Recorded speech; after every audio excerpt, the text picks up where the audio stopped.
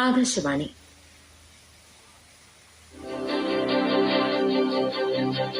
നിയമരംഗം. വിൽപത്രം തയ്യാറാക്കുന്നതെങ്ങനെ? ഈ വിഷയത്തെക്കുറിച്ച് advocate K Rajasekharan സംസാരിക്കുന്നു.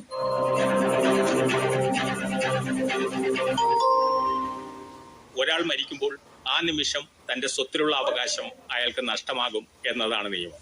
അതിനാൽ ഏതൊരാളും ജീവിച്ചിരിക്കുമ്പോൾ തന്നെ തന്റെ പേരിലുള്ള സ്ഥാവര ജംഗമ സ്വത്തുക്കൾ തന്റെ മരണശേഷം ആർക്കൊക്കെയാണ് ലഭിക്കേണ്ടതെന്ന് ജീവിതകാലത്ത് തന്നെ നിശ്ചയിക്കേണ്ടത് ആവശ്യമാകും.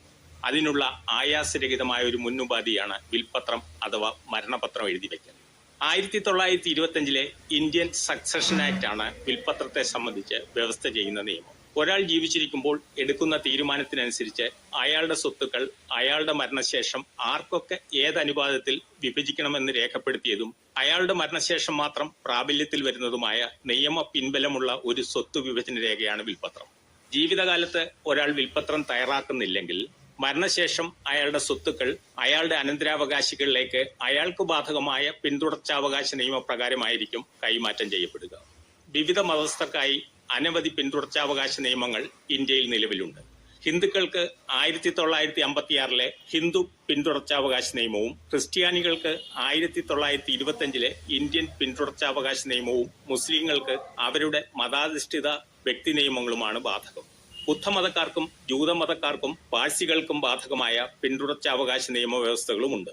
ഈ നിയമങ്ങളെല്ലാം വിൽപത്രം എഴുതി വയ്ക്കാതെ ഒരാൾ മരിച്ചാൽ അയാളുടെ സ്വത്തിന് ഏതെല്ലാം ബന്ധുക്കൾ അവകാശികളാകുമെന്നും അവർക്ക് ഓരോരുത്തർക്കും എത്ര ശതമാനം വീതം സ്വത്ത് ലഭിക്കുമെന്നും മുൻകൂട്ടി വ്യവസ്ഥ ചെയ്തിട്ടുണ്ട്. അങ്ങനെ നിശ്ചയിക്കപ്പെട്ട ശതമാനക്കണക്കിനും വ്യവസ്ഥകൾക്കും വിരുദ്ധമായി തന്റെ ജീവിതകാലത്ത് തന്നോട് കാരുണ്യം കാട്ടിയവർക്കും സാമ്പത്തികമായി അവശതയിൽപ്പെട്ടുപോയവർക്കും മറ്റുള്ളവരെക്കാൾ പ്രത്യേക പരിഗണന നൽകണമെങ്കിൽ അയാൾ ജീവിച്ചിരിക്കുമ്പോൾ തന്നെ തന്റെ മരണശേഷം സ്വത്ത് എങ്ങനെ വിഭജിക്കണമെന്നതിന്റെ ഒരു രൂപരേഖ ഒരു വിൽപത്രത്തിന്റെ രൂപത്തിൽ തയ്യാറാക്കി വയ്ക്കുക തന്നെ വേണം. വിൽപത്രം തയ്യാറാക്കൽ അനിവാര്യമാക്കുന്ന മറ്റൊരു കാരണം കൂടിയുണ്ട്. ഒരാൾ മരിച്ചുപോയാൽ അയാളുടെ അനന്തരാവകാശികളെ നിയമപരമായി നിർണ്ണയിക്കാൻ കോടതിക്ക് മാത്രമേ കഴിയൂ. അതിനൊരു സിവിൽ സൂട്ട് ആവശ്യമാണ്. പലരും കരുതുന്നതിൽ നിന്നും വ്യത്യസ്തമായി സക്സഷൻ സർട്ടിഫിക്കറ്റും ലീഗൽ ഹെയർഷിപ്പ് സർട്ടിഫിക്കറ്റും അവയുടെ പേരുകളിൽ അനന്തരാവകാശം സൂചിപ്പിക്കുന്നുവെങ്കിലും അനന്തരാവകാശികളെ നിർണ്ണയിക്കുന്ന രേഖകളല്ല. Succession certificate debts and securities ലഭിക്കാനും ലീഗൽ ഹെയർഷിപ്പ് സർട്ടിഫിക്കറ്റ് 5 ലക്ഷത്തിൽ താഴെയുള്ള സർക്കാരിൽ നിന്നുള്ള പണം ലഭിക്കാനുമുള്ള രേഖകളാണ്. രണ്ടും സ്ഥാവര വസ്തുക്കളുടെ കൈമാറ്റത്തിന് ഉപയോഗിക്കാൻ നിയമം അനുവദിക്കുന്നില്ല. വിൽപത്രം തയ്യാറാക്കുന്നില്ലെങ്കിൽ ബന്ധുക്കൾ തമ്മിലുള്ള തർക്കങ്ങൾക്കും കോടതി കേസുകൾക്കും അത് വഴിവെക്കും. മറിച്ച് വിൽപത്രം കൃത്യതയുള്ളതല്ല എങ്കിലും അത് കോടതി വ്യവഹാരങ്ങൾക്ക് വഴിവെക്കും. പക്ഷേ വിൽപത്രം സൂക്ഷ്മതയോടെ തയ്യാറാക്കിയാൽ വ്യവഹാര സാധ്യത വളരെ കുറയും. മരണാസന്ന സമയത്ത് എഴുതേണ്ട ഒന്നാണ് വിൽപത്രം എന്നാണ് വിദ്യാസമ്പന്നർ പോലും കരുതുന്നത്. വിൽപത്രത്തിന് മരണപത്രം എന്ന വിളിപ്പേരുള്ളത് കൊണ്ടായിരിക്കാം അത്. എന്നാൽ മരണാസന്ന സമയത്തല്ല വിൽപത്രം എഴുതേണ്ടത്. മറിച്ച് ഏതെങ്കിലും സ്വത്ത് കൈവശം വരുമ്പോൾ തന്നെ എഴുതി സൂക്ഷിക്കേണ്ട ഒന്നാണത്.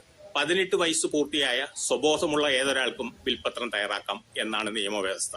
മറ്റാരുടെയും യാതൊരു സ്വാധീനത്തിനും നിർബന്ധത്തിനും വഴങ്ങാതെയായിരിക്കണം അത് തയ്യാറാക്കൽ എന്നു മാത്രം. വിൽപത്രം വെള്ളപ്പേപ്പറിൽ തയ്യാറാക്കിയാൽ മതി. മുദ്രപത്രമോ സ്റ്റാമ്പ് പതിക്കലോ അതിനാവശ്യമില്ല. പഴകുമ്പോൾ ദ്രവിച്ചു പോകാനിടയില്ലാത്ത ഗുണമേന്മയുള്ള കടലാസ് എഴുതാൻ ഉപയോഗിക്കണം. കാലപ്പഴക്കത്തിൽ മാഞ്ഞുപോകാത്ത മഷിയും തെരഞ്ഞെടുക്കണം. സ്വന്തം കൈപ്പടയിലോ മറ്റാരെയെങ്കിലും കൊണ്ട് എഴുതിച്ചോ അത് തയ്യാറാക്കാം. ടൈപ്പ് റൈറ്ററോ കമ്പ്യൂട്ടറോ ഉപയോഗിച്ചും തയ്യാറാക്കുന്നതിൽ തടസ്സമില്ല. തന്റെ ഏതൊരു സ്വത്തും വ്യക്തമായി അറിയാനാകും വിധം അതിന്റെ സർവേ നമ്പറും പ്രമാണത്തിന്റെ നമ്പരും വിസ്തീർണവും അതിരുകളും മറ്റു വിവരങ്ങളും ഉൾപ്പെടുത്തണം. സ്വത്ത് ലഭിക്കേണ്ടവർ ആരൊക്കെയെന്ന് വ്യക്തമാക്കാൻ അവരുടെ പേരും വിലാസവും ബന്ധവും ആധാർ നമ്പറും മറ്റും നൽകണം. ഇങ്ങനെ സ്വത്തിനെയോ വ്യക്തിയെയോ സംബന്ധിച്ച ഏതെങ്കിലും രേഖയുടെ പേരോ നമ്പറോ വിൽപത്രത്തിൽ ഉൾപ്പെടുത്തിയാൽ അവയും വിൽപത്രത്തിന്റെ ഭാഗമായതായി കണക്കാക്കും. വിൽപത്രത്തിലെ വസ്തുക്കൾ മരണശേഷം അനന്തരാവകാശികൾക്ക് വിഭജിച്ച് നൽകാൻ ഉത്തരവാദിത്തമുള്ള ഒരു നിർവാഹകൻ അഥവാ എക്സിക്യൂട്ടറുടെ പേരും വിൽപത്രത്തിൽ ഉൾപ്പെടുത്തണം. സ്വത്ത് ലഭിക്കുന്നവരിൽ പ്രാപ്തനായ ഒരു അവകാശിയെയോ കുടുംബ വക്കീലിനെയോ ഇക്കാര്യത്തിന് പ്രാപ്തിയുള്ള മറ്റൊരാളെയോ എക്സിക്യൂട്ടറായി നിശ്ചയിക്കാം. വിൽപത്രത്തിൽ സ്വത്ത് സ്വീകർത്താക്കളായി ബന്ധുക്കളെയും അനന്തരാവകാശികളെയും പരിചാരകരെയും അന്യരെയും യുക്തമായി നിശ്ചയിക്കാം. ഭാവിയിൽ വരാനിരിക്കുന്ന മരുമക്കൾക്കും അവർക്ക് പിറക്കാനിരിക്കുന്ന കുട്ടികൾക്കും സ്വത്ത് നീക്കിവെക്കാം. വന്നു ചേരാനിടയുള്ള വസ്തുക്കളെക്കുറിച്ചും അതിൽ രേഖപ്പെടുത്താം. വിൽപത്രം എഴുതി തയ്യാറാക്കി കഴിഞ്ഞ് വിൽപത്രകാരൻ ഒപ്പിടണം. വിരൽ പതിക്കുകയോ എന്തെങ്കിലും മാർക്ക് ചെയ്യുകയോ വിൽപത്രകാരന്റെ നിർദ്ദേശപ്രകാരം മറ്റൊരാളെ കൊണ്ട് ഒപ്പിടുവിക്കുകയോ ചെയ്യാം. തുടർന്ന് വിൽപത്രകാരൻ ക്ഷണിച്ചു വരുത്തിയ 2 സാക്ഷികളും വിൽപത്രത്തിൽ ഒപ്പുവെക്കണം. അതോടെ വിൽപത്രം പൂർത്തിയായി. വിൽപത്രകാരൻ സ്വബോധത്തോടെയും സ്വമനസാലെയും വിൽപത്രം അംഗീകരിച്ച് ഒപ്പിടുന്നുവെന്നാണ് സാക്ഷികളുടെ സാക്ഷ്യപ്പെടുത്തലിലൂടെ വ്യക്തമാക്കപ്പെടേണ്ടത്. വിൽപത്രത്തിന്റെ ഉള്ളടക്കം സാക്ഷികൾ അറിയണമെന്ന് നിർബന്ധമില്ല. സാക്ഷികൾ രണ്ടും ഒന്നിച്ചൊപ്പിടണമെന്നും നിർബന്ധമില്ല. വിൽപത്രകാരൻ താൻ ഒപ്പിട്ട കാര്യം അറിയിച്ചതനുസരിച്ച് സാക്ഷിക്ക് പിന്നീട് വന്നു ഒപ്പിടാം. ഒപ്പിടേണ്ടത് വിൽപത്രകാരന്റെ സാന്നിധ്യത്തിലാകണം. 18 വയസ്സ് കഴിഞ്ഞ പ്രായം കുറഞ്ഞവരായിരിക്കണം സാക്ഷികൾ. വിൽപത്രകാരന്റെ മരണശേഷം വിൽപത്രം കോടതിയിൽ തെളിയിക്കാനായി സാക്ഷിയായി വരാനാകുന്നവരായിരിക്കണം അവർ. വിൽപത്രത്തെ സംബന്ധിച്ച കേസുകളിൽ വിൽപത്രകാരൻ സ്വബോധത്തോടെയും സ്വയേച്ഛപ്രകാരവുമാണോ അതോ ആരുടെയെങ്കിലും സമ്മർദ്ദങ്ങൾക്കോ സ്വാധീനങ്ങൾക്കോ വഴങ്ങിയാണോ വിൽപത്രം തയ്യാറാക്കിയത് എന്നത് കോടതിയുടെ പ്രധാന പരിഗണനാ വിഷയമാണ്. വിൽപത്രം തയ്യാറാക്കലിന്റെ എല്ലാ നടപടിക്രമങ്ങളും പാലിച്ചാണോ അത് തയ്യാറാക്കിയത് എന്നതാണ് വിൽപത്രത്തിന്റെ തനിമ നിശ്ചയിക്കാൻ കോടതി പരിശോധിക്കുന്ന മറ്റൊന്ന്. കോടതി നടപടിക്ക് ബാധകമായ തെളിവ് നിയമം അനുസരിച്ചാണ് നടപടിക്രമങ്ങളുടെയും വിൽപത്രന്റെയും നിജസ്ഥിതിയും സാങ്കത്യവും പരിശോധിക്കുന്നത്. ഒരിക്കൽ എഴുതിയ വിൽപത്രത്തിൽ വല്ല കൂട്ടിച്ചേർക്കലോ കുറയ്ക്കലോ മാറ്റം വരുത്തലോ വേണമെങ്കിൽ അങ്ങനെ വരുത്തേണ്ട മാറ്റങ്ങൾ മാത്രം ഉൾപ്പെടുത്തിയ ഒരു കോഡിസിൽ എന്ന അനുബന്ധ വിൽപത്രം തയ്യാറാക്കി ആദ്യത്തേതിനോട് കൂട്ടിച്ചേർത്താൽ മതിയാകും. പുതിയതായി വാങ്ങിയ ആസ്തികൾ കൂട്ടിച്ചേർക്കാനും വിറ്റ വസ്തുക്കൾ കുറവ് ചെയ്യാനും സ്വത്തുക്കൾ ഏതെങ്കിലും പരസ്പരം മാറി നൽകാനും കടന്നുകൂടിയ തെറ്റുകൾ പരിഹരിക്കാനും കോഡിസിൽ ഉപയോഗിക്കാം. വിൽപത്രം രജിസ്റ്റർ ചെയ്താലും ഇല്ലെങ്കിലും തുല്യ നിയമപ്രാബല്യമാണ്. എന്നാലും രജിസ്റ്റർ ചെയ്യുമ്പോൾ രജിസ്ട്രാറുടെ ബോധ്യപ്പെടലും അധികാരപ്പെടുത്തലും വിൽപത്രത്തിന് അല്പം മേന്മ നൽകും. വിൽപത്രം കൈമോശം വന്നാൽ രജിസ്ട്രേഷൻ ഓഫീസിൽ നിന്ന് പകർപ്പും ലഭിക്കും. വിൽപത്രകാരൻ മരിച്ചതിന് ശേഷവും അതിലെ എക്സിക്യൂട്ടർക്കോ ഗുണഭോക്താവിനോ വിൽപത്രം രജിസ്റ്റർ ചെയ്യാമെന്ന് 1908 രജിസ്ട്രേഷൻ ആക്ടിലെ സെക്ഷൻ 40 വ്യവസ്ഥ ചെയ്യുന്നു. വിൽപത്രം രഹസ്യമായി തയ്യാറാക്കി സീൽ ചെയ്ത കവറിൽ രജിസ്ട്രേഷൻ ഓഫീസിൽ ഡെപ്പോസിറ്റ് ചെയ്യുന്ന രീതിയും നിലവിലുണ്ട്. അതിന്റെ ഉള്ളടക്കം മറ്റാരും അറിയില്ല. ഡെപ്പോസിറ്റ് ചെയ്യുമ്പോൾ ലഭിക്കുന്ന രസീതും വിൽപത്രകാരന്റെ മരണപത്രവുമായി ഓഫീസിൽ ആവശ്യപ്പെട്ടാൽ സീൽഡ് കവർ തുറന്ന് വിൽപത്രത്തിന്റെ കോപ്പി ലഭ്യമാകും. ഒരാൾക്ക് എത്ര വിൽപത്രം വേണമെങ്കിലും എഴുതാം. അവസാനത്തേതിനു മാത്രമേ നിയമപ്രാബല്യം ഉണ്ടാവൂ. പഴയതെല്ലാം അസാധുവായി മാറും.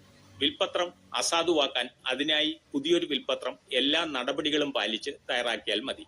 കോഡിസിൽ തയ്യാറാക്കിയും വിൽപത്രം അസാധുവാക്കാം. കീറിക്കളഞ്ഞും കത്തിച്ചും നശിപ്പിച്ചും വിൽപത്രം അസാധുവാക്കാം.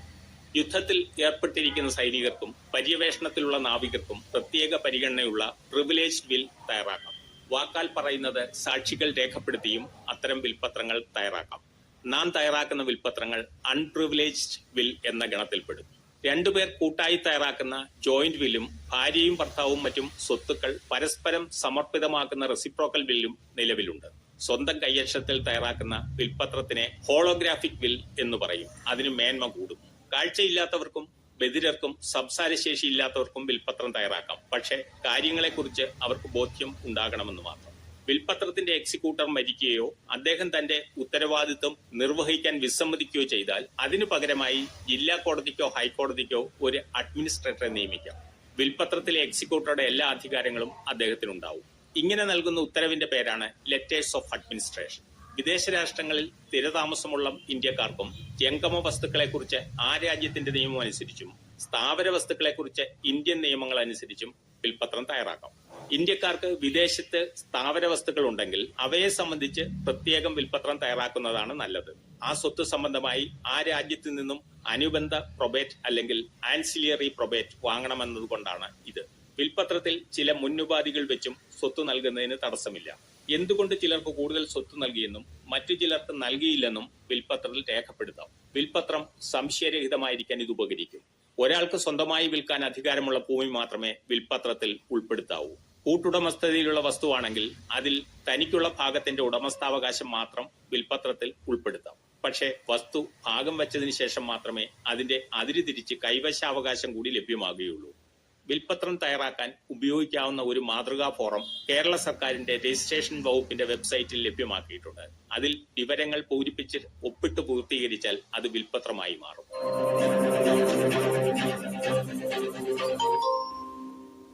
വിൽപത്രം തയ്യാറാക്കുന്നതെങ്ങനെ?